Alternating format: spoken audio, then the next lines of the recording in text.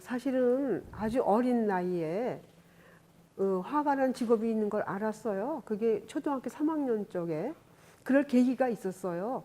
그래서 나는 그림 그리는 사람이 되고 싶어, 화가가 되고 싶어 이런 생각을 했었거든요. 그런데 이제 아버지가 제가 고등학교 1학년 때 돌아가셨어요. 그리고 이제 생활이 굉장히 어려워지니까 그림은 그릴 수 없겠구나라고 포기를 했죠. 그래서 그다음에 뭐가 하고 싶니? 네가 앞으로 살아가려면 너는 뭐가 하고 싶으니? 라고 스스로 나한테 질문을 할 적이 참 많았었어요.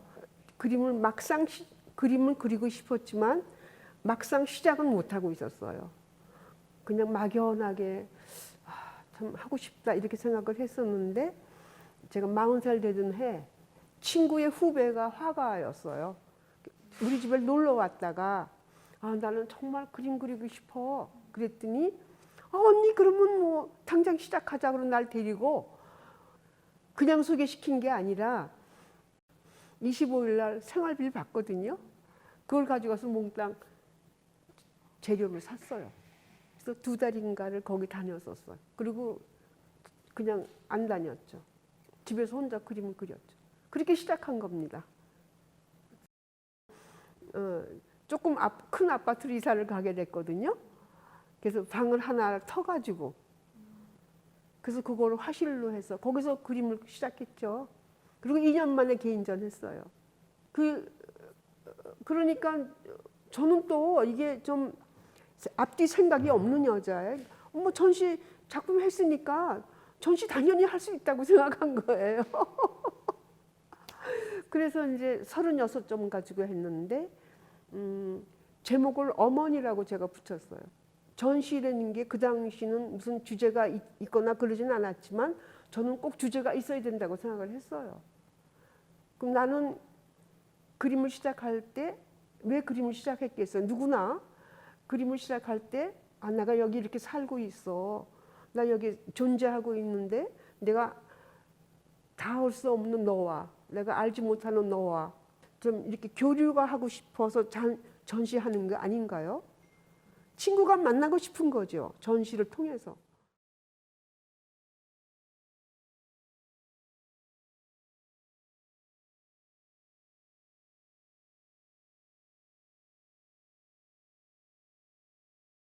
이 세상에서 가장 존경하고 사랑하는 저 친정 엄마. 그래서 친정 어머니를 모셔다 놓고 드로잉을 하기 시작해가지고 주제가 어머니죠. 그게 어머니 첫 번째 전시. 유화예요. 네. 다 아시다시피. 저는 좀 추상에는 관심이 없더라고요. 추상은 나의 세계가 아닌 것 같아. 나는 나의 세계가 분명한 게 좋아. 그래서 구상으로 들어간 거죠.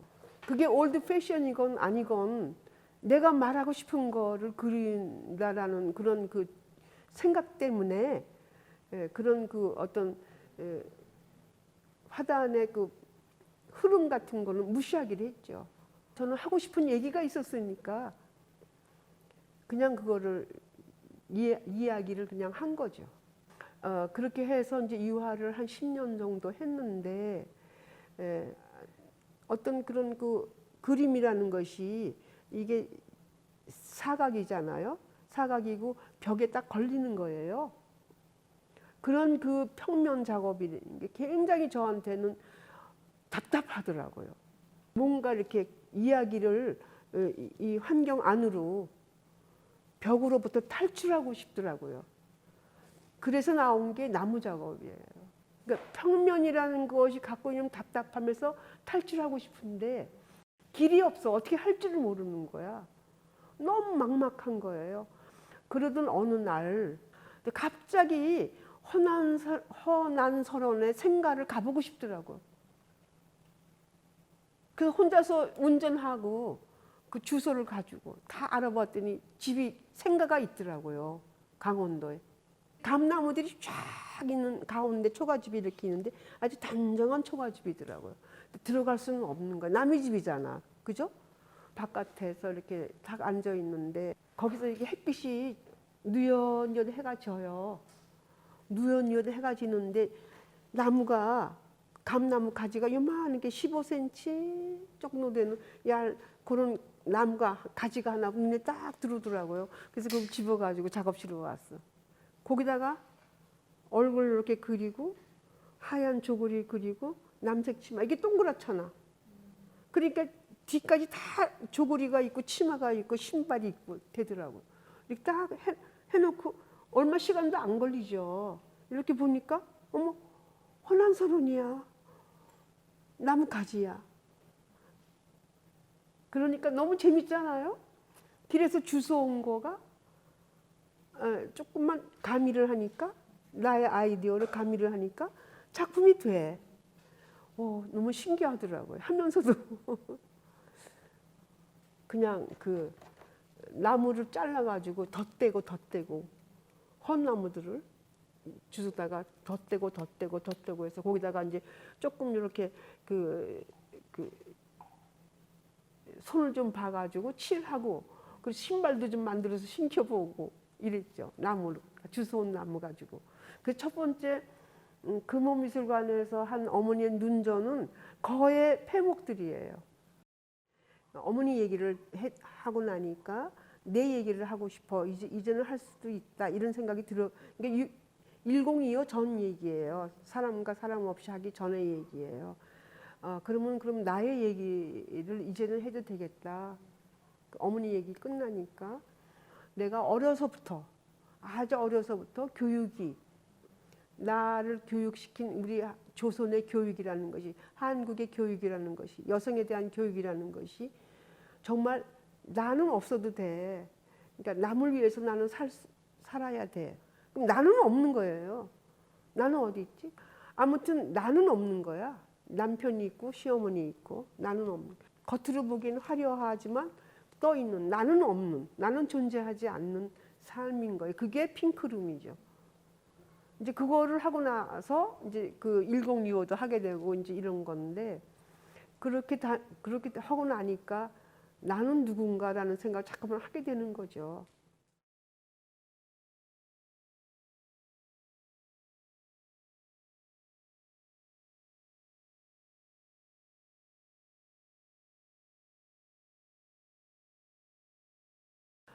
전시를 많이 보러 다녔어요. 끊임없이 혼자서. 근데 이제 그게 한 10몇 년 전쯤 돼요. 정확한 날짜는 잘 기억 못 해요. 이제 10여 년 전에 저기 용산에 있는 중앙국립박물관을 제가 참 자주 갔어. 근데 한국의 초상화전을 하더라고요. 조선의 초상화. 전부 대감들이야. 양반들이죠. 그래도 재밌는 거야. 그래서 봤어. 근데 거기서 딱 한 작품이 저를 막 너무 놀래킨 거. 윤두서 자화상이 저를 여기 오게 만들었죠. 오늘날 윤석남이가 한국 붓을 가지고 먹어를 가지고 그림을 그리게 만든 동기가 그 윤두서의 자화상이죠. 정말 이렇게 송곳으로 탁 찌르는 같은 그런 그 아찔함 같은 걸 느끼죠. 근데 윤두서의 자화상을 보지 않았으면 저 여기 오늘날 윤석남이 이렇게 붓 가지고 작업하는 거 없었죠. 그때 한국화라는 거를 만나고 그때부터 공부를 혼자서 하기 시작하고 하면서 윤석남은 누구지? 한국에 태어난 윤석남이라는 사람은 누구지? 자책감이 너무 많이 들면서 그때부터 공부하기 시작했어요. 혼자서. 그래서 다 버렸어. 물감이가 뭐고 다 버렸어. 한국화 하시는 분 좀 소개해 주세요, 선생님. 그 다음 주에 찾아갔잖아요, 선생님. 3년 배웠어요. 이 종이에다가 물 들이는 거, 풀 먹이는 거서부터 시작해가지고 3년은 배웠어요. 그 선생님한테 일주일에 한 번씩. 그 다음에는 이제 혼자서 하는 거죠. 그 한국화를 하게 되니까 그 주제가 있어야 되잖아요. 나는 뭐 들국화 이런 거는 관심 없어. 산수화도 관심 없고 인물에 관심이 있는 거예요. 그래서 내가 그림을 시작하고 나서 지금까지 음으로 양으로 그림을 그리는데 도움을 준 친구들. 그래서 그게 나의 친구들이라는 제목을 가지고 제가 전시를 했죠. 그러다가 우연히 초상화 책을 보니까 전부 초상화 책을 또 이제 계속 보지 않겠어요. 여기도 있어요. 한국 초상, 조선 초상화죠. 채색화. 그 초상화를 보는데 수백 명의 초상화가 있는데 전부 남성들이야. 여성은 한 명도 없어. 여성들은 사람이 아니었을까? 그래서 저 여성이잖아요. 여성으로 태어나서 살아왔잖아. 나는 말이야 여성 초상화를 하고 싶어. 내 친구들 끝냈지만 난 하고 싶어. 그러면 그 주제가 있어야 되잖아. 그래서 이제 그렇다면 독립적인 여성들을 그리고 싶은 거야. 독립적인 여성들이 어딨어. 그렇잖아요. 나 독립적인 여성이야. 그리고 내가 얘기하는 것도 아니잖아. 그러다가 보니까 36년 동안 그러니까 일본이 점령하고 있었을 때 총을 들고 싸운 여성들이 있더라고. 정말 책을 보니까. 그래서 그때부터 그 연구하기 시작했죠. 근데 이분들이 총을 들고 목숨을 걸고 싸웠어. 그게 단지 나라를 위해서 그랬었을까요? 나는요, 생각하고 또 생각을 하니까 자기 자신을 찾는 방법이에요. 너희들만 총을 들고 싸우는 게 아니야. 나도 이 나라를 위해서 총을 들고 싸워. 나는 여기 존재하는 인간이야. 나도 사람이다. 이런 의식이 없었을까요? 그런 의식 때문에 총을 들고 싸운 게 아니었을까? 라고 저는 생각을 해요. 이게 총을 들고 싸우니까 인간으로 대우를 받았을 거라는 거죠. 저는 그래서 자기를 찾아가는 과정이었지 않았을까? 라고 거기까지 생각을 하게 되더라고요. 그래서 앞으로도 목숨이 살아있는 한, 제가 힘이 남아있는 한 그분들의 초상화를 할 거예요. 그분들을 보면서 어떻게 위안을 받는지 몰라요. 제가 위로를 받는다니까요. 그 당시도 이렇게 살아있으니까 나는 살림만 하고 그림만 그리는 거 항상 좀 미안한 게 있는데 아니야. 난 이거 정말 하는 일을 하고 있는 거야. 나 그 총만 안 들었지 저분들과 나랑 뭐가 다르냐? 막 이런 생각하면서 그렇게 자문자답을 해가면서 그리고 네. 저는 몸이 허락하는 한, 또 자료가 있는 한 끝까지 좀 100분이 됐건 150분이 됐건 끝까지 이걸로 마무리를 하고 싶어요.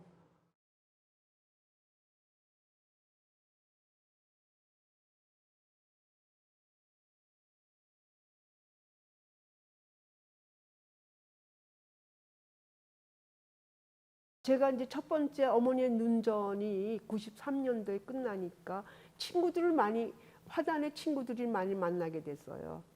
근데 김홍희 선생님이 그러니까 여성들 화가만 가지고 전시를 한번 해보자 라는 말씀을 하셨어요. 김홍희 선생님이.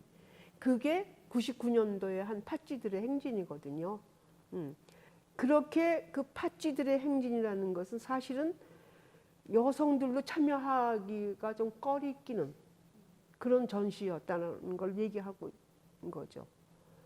근데 왜 꺼리꼈냐면 그러니까 일부러 분리시킨다라는 괜히 그 분리를 시키는 거는 아니야.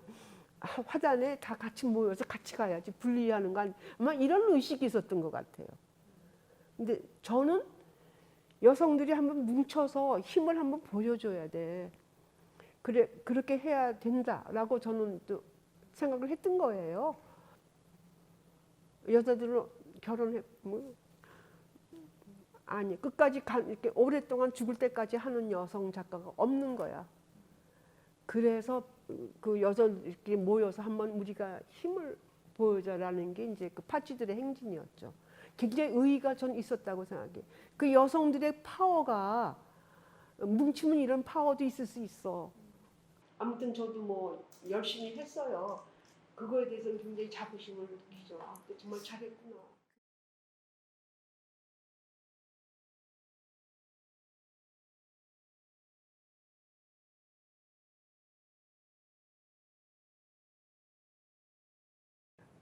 저는 다른 메시지는 잘 모르겠는데 일단 그림에 발을 들여놓은 여성 작가들이 있지 않습니까?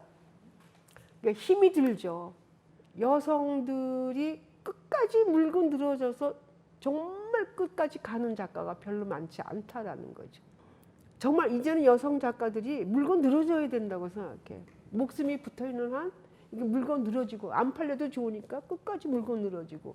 그래서 정말 삶이 끝나는 데까지 이 붓을 놓지 않는. 안 팔리거나 팔리거나 나는 그냥 끝까지 가겠다.